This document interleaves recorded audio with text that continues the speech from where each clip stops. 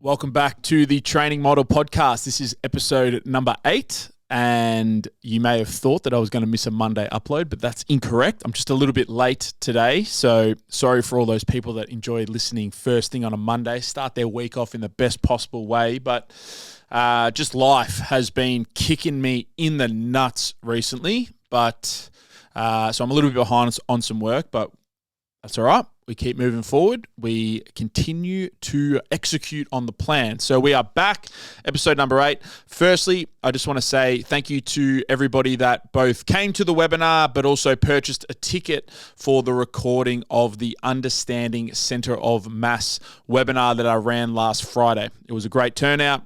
And the response has been really positive with plenty of good discussions, which is the best thing from these sort of events and processes, because the discussions is the nitty-gritty of how we actually begin to improve our understanding, but also our application of the kind of topics and concepts that I unpacked. So very thankful for everybody that came.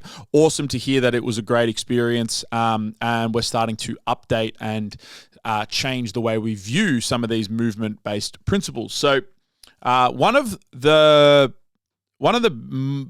biggest topics, and this is what I want to spend today going over. Today probably won't be too long of an episode, but one of the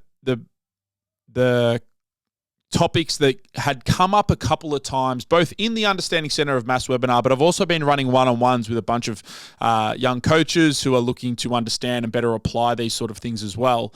And the most common thing that has been coming up in conversation is this idea of the glutes and sort of glutes versus hamstrings. So we're going to talk about that today as it relates to sort of hip extension, but then how it also relates to the management of just center of mass as a whole. So one of the key things, pretty much the most important principle that we're trying to understand when we unpack this center of mass application is how the skeleton shifts position when the center of mass is both pushed forward in space. So this is where we would see pressure shifting closer towards the midfoot, maybe even going all the way forward into the forefoot. So if you want to just stand up and feel that shift moving forward, that shift in pressure is representative of where the center of mass is being held within the system. So pressure forward means the center of mass has shifted or drifted forward in space.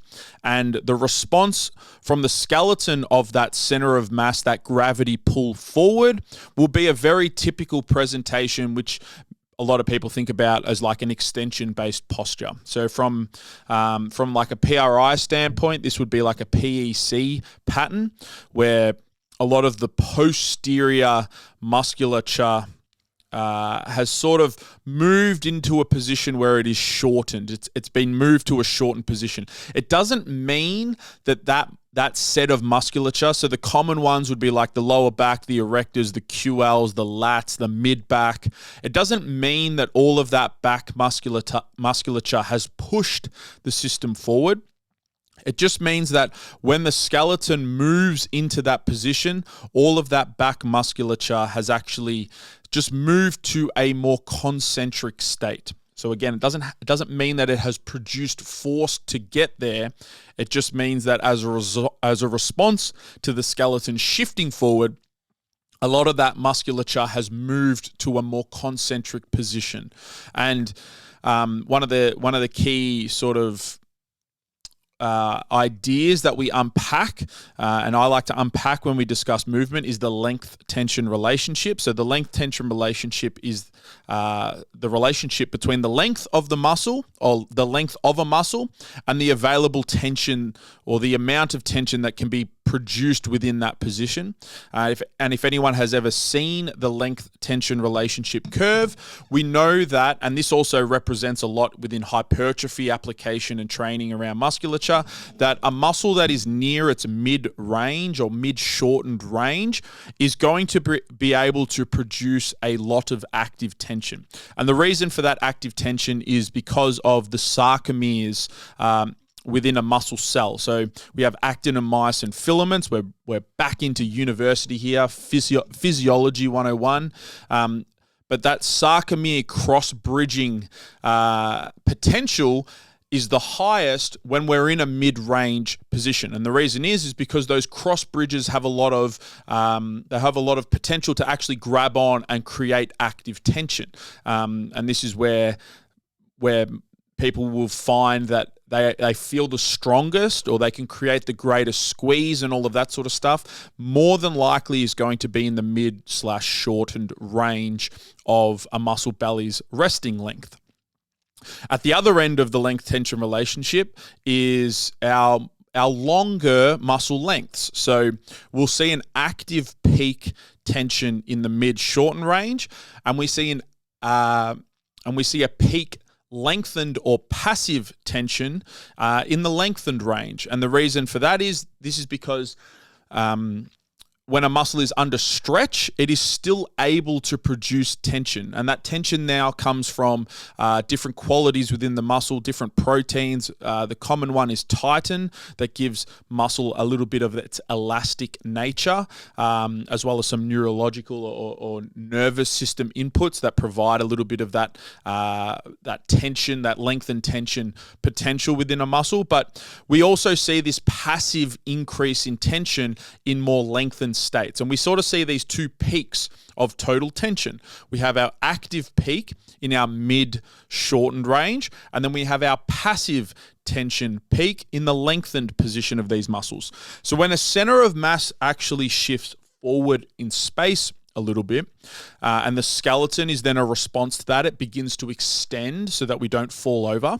Part of the center of mass moving forward is so that we can move and propel ourselves forward, and this is why this midfoot, this propulsion, if you want to use like the compression and expansion model and terminology, but this midfoot, where the center of mass is over the midfoot, allows us to actually produce the most amount of force. Because of that extension position that begins to drive through the system, because that's how humans actually produce force. We extend the system, we extend and adduct and internally rotate our extremities. All of that begins to happen when the center of mass begins to shift forward over the midfoot.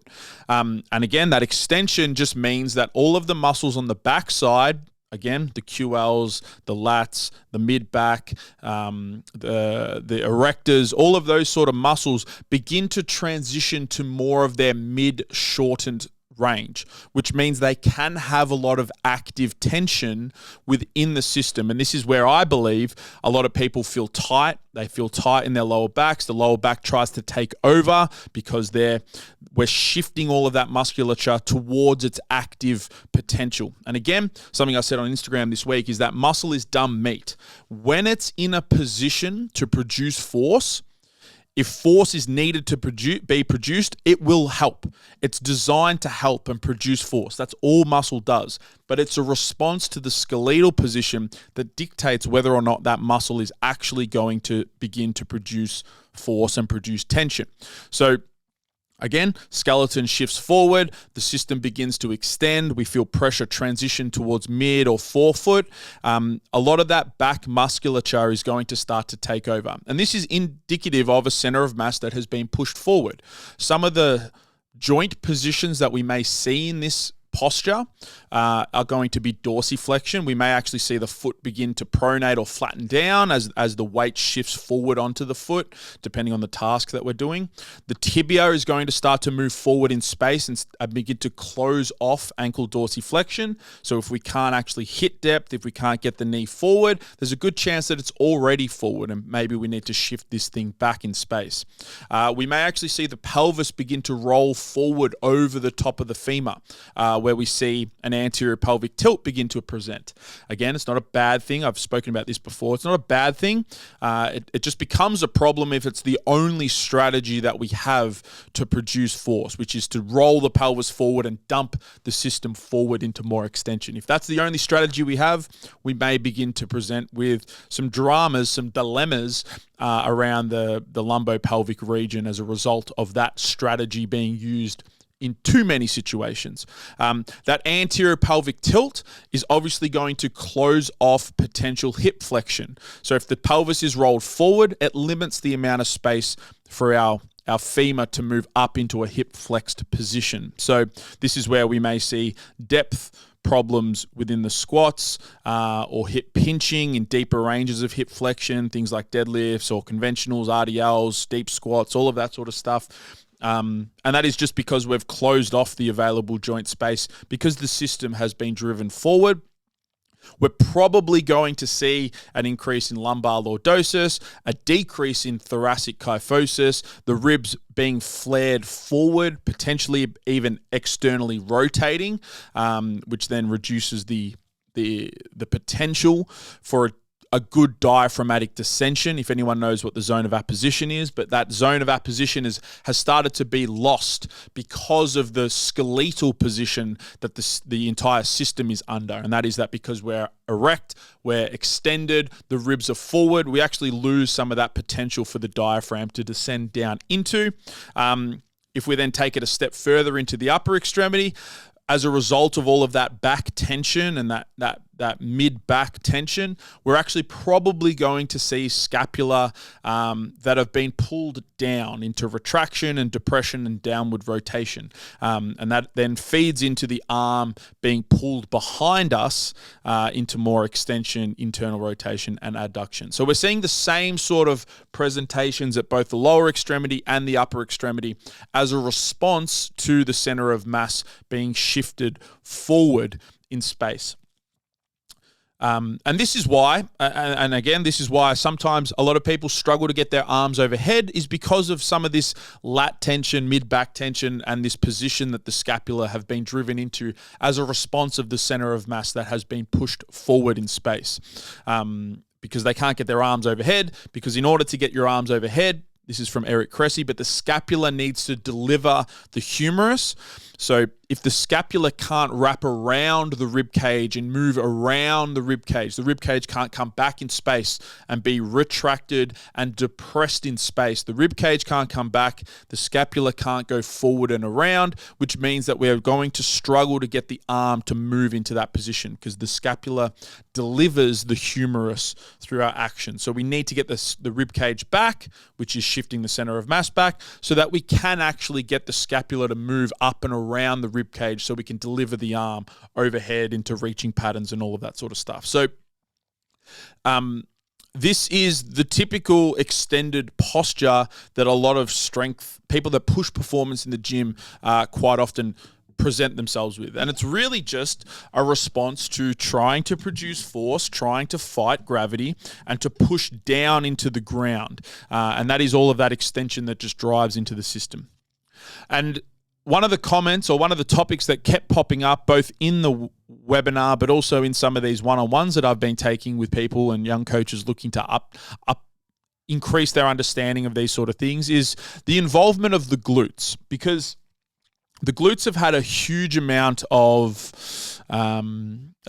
interest. Probably Brett Contreras, but also a lot of people just like big butts. So glute training has gained in a significant amount of popularity. There's full industries and products and everything surrounding glute training. But how does the glutes fit into this sort of presentation of a center of mass that's drifted forward in space? And this extended posture. So the glutes, we know, they obviously extend the hip. They have their best leverage, their best amount of peak tension at more or closer to terminal hip extension, so towards the end ranges of hip extension. Again, part of that is because of the length tension relationship, that when the hip is actually extended, the glute fibers, because they wrap around the hip, the glute fibers are actually picking up better line of pull and better leverage the closer that we get to hip extension. So that's where they're really going to be involved. And we see that also mirrored within research of deep hip squatting versus sort of like quarter squats and the involvement of different hip extensor musculature. Whereas the adductors are going to have the greatest amount of hip extension torque, especially the adductor magnus, in deeper ranges of hip flexion, and then it begins to transition to more glute the closer that we get to actually locking out and terminal hip extension. So we know that the glutes extend the hip. As a result of their sort of line of pull, they also externally rotate the hip and they abduct the hip. they also have this fourth sort of action, which is kind of just coupled with hip extension, which is posterior pelvic tilt. And this is, I think, is where the confusion around the glutes and the glute involvement with managing center of mass as the key principle of human movement sort of gets a little bit confusing. And that is because when the center of mass is drifted forward, the pelvis is rolled into an anterior pelvic tilt, which means the glutes do have some small amount of leverage to sort of counteract that anterior pelvic tilt and actually produce a little bit of posterior tilt. And that is correct. They can do that. The problem is, though, as we begin to posteriorly tilt the pelvis with a glute strategy, we're actually just starting to leverage some of that hip extension moment. And we're actually starting to get better leverage of pushing the pelvis more forward in space. And this, I think, is where we can run into issues if we overuse a glute strategy to improve our management of the center of mass. Because if we use too much glutes, if we push too hard with the glute focus contraction, it's just going to continue to push the center of mass further forward. And this presents itself, especially around squatting, where people have been taught to sort of brace and hold position with their glutes. It presents in this sort of strategy where the glutes are on, and then we have trouble beginning the descension of the squat because we've used a glute strategy to reorient the pelvis so we can get a better brace and find some abs, but then we have to sort of let go of the glutes to actually descend down into the squat. And what this typically presents with is either a very forward knee travel in the squat so that the legs just start to dart forward in an attempt to get down without letting go of the glutes, or we just begin to see that extension occur above the level of the pelvis, which is going to be further lumbar extension, further back tension, and all of that sort of stuff. So using the glutes as a strategy to orient the pelvis, it is one way to do it, but I think it's actually counterproductive to actually what we require when we think about deep squatting, when we think about actually getting good function out of the hip. And that is where the hamstrings actually come in. So the hamstrings are biarticulate, which means they cross two joints. They cross both the hip and the knee. And there is research to support this, but in terms of movements where both the knee and the hip, so squatting would be the obvious one, but in terms of movements where both the knees and the hips are both flexing and extending at the same time, we actually see a pretty significant down regulation in sort of force production from biarticulate muscles. So something like a hamstring is not actually going to be contributing too much to a deep squat. And the reason is because as we're lengthening at one end, as the hip is flexing down and the proximal hamstrings are lengthening, the distal hamstrings are actually starting to shorten because we're going through knee flexion. So the hamstring shape or change in length isn't actually that considerable, which means we're not actually going to be seeing a large amount of force production from the biarticulate muscle that is the hamstring. And this is where the adductors and the glutes, because they only really cross one joint, they only really produce force at one range of motion. That is going to be the primary sort of movers and force producers within those sort of compound lower body lifts. If we compare that to something where like a stiff leg RDL or just a stiff-legged deadlift or just a standard RDL, where we're fixing the knee position, so the knee isn't changing, and all we're doing is creating a bunch of hip flexion and hip extension, we're now going to see an increase in hamstring contribution to that hip extension because the hamstring is actually stable at one end of the movement. So this is why we don't want to be seeing too much knee motion if we're trying to train the hamstrings through hip extension of RDLs and stiff-legged deadlifts. So that biarticulate conversation has to come into play. And this is where, I haven't really learnt this from anyone in particular, but just going through a bunch of courses and seeing all this sort of stuff and learning how all this thing sort of applies to moving and shifting tension within the lower body. The way that I like to actually frame how the hamstrings operate in these larger compound movements in the gym is that the hamstrings kind of just floss. They floss their tension between the knees and the hips, and they shift and sort of control the relative position of the pelvis, the femur, and the tibia by shifting and transitioning their tension up and down the chain as required, whilst the primary sort of muscle groups of the adductors, the quads, and the glutes actually produce majority of the force. And also, you see the same thing at the front of on the front side for the quads with the rectus femoris, because that is a biarticulate quad muscle. It crosses the hip and the knee. And we actually see a down regulation in rectus femoris from things like squatting, as opposed to just purely leg extensions where the hip is fixed. And we can actually get more tension on that by opening up the hip position and doing something like a Eugene Teo sort of lying back leg extension. But again, it's just another example of these biarticulate muscles. They actually function differently when we talk about functional compound movements, squats, deadlifts, lunges, and all of that sort of stuff. So we can shift and better understand tension by better understanding just the foundational anatomy of these sort of muscles. So the way that I like to think about the hamstring is that they just floss. They floss tension and they control the relative positions of the pelvis, the femur, and the tibia as we move through these patterns, so that the primary force producers of the quads, the glutes, and the adductors can actually produce and create that torque that's required to actually produce force and push down into the ground so we can stand back up. And this is why I don't like cueing, and I don't recommend that you cue a bunch of glute focused strategy around reorienting a pelvis. Yes, the glutes can posteriorly tilt the pelvis, but they do not have anywhere close to the amount of functional implication that the hamstring does.